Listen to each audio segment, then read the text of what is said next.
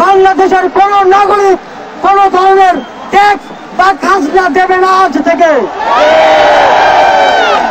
বিদ্যুৎ বিল, পানির বিল, কোন ধরনের ইউটিলিটি বিল আর পরিশোধ করা হবে না। সকল ধরনের সরকারি বেসরকারি প্রতিষ্ঠান, অফিস, কলকারখানা, আদালত বন্ধ থাকবে। আপনারা কেউ অফিসে যাবেন না, তবে মাস শেষে বেতন নিতে যাবেন। শিক্ষা প্রতিষ্ঠান সমূহের সকল কার্যক্রম অনির্দিষ্টকালের জন্য বন্ধ থাকবে। প্রবাসীরা ব্যাংকিং চ্যানেলে কোন প্রকার রেমিটেন্স পাঠাবেন না।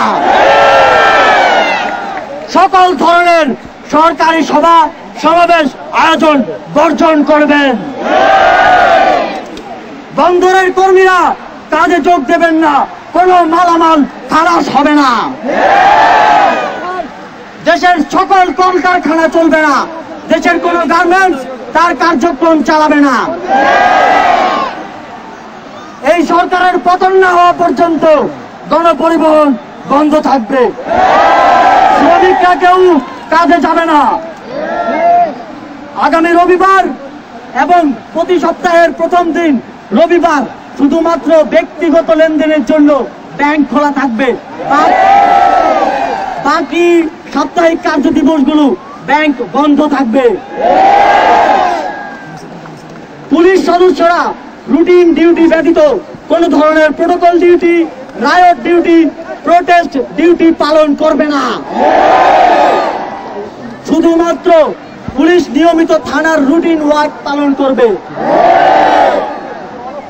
বিজিবি ও নৌবাহিনী ব্যতীত অন্য বাহিনী ক্যান্টনমেন্টের বাইরে ডিউটি পালন করবে না।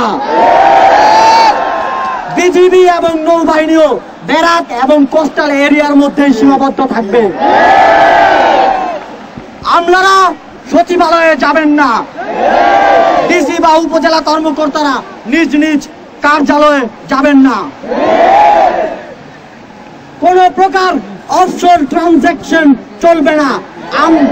আমরা চাই না পতনের আগে এই সরকার দেশের অর্থ লুটপাট করে বিদেশে নিয়ে যাক।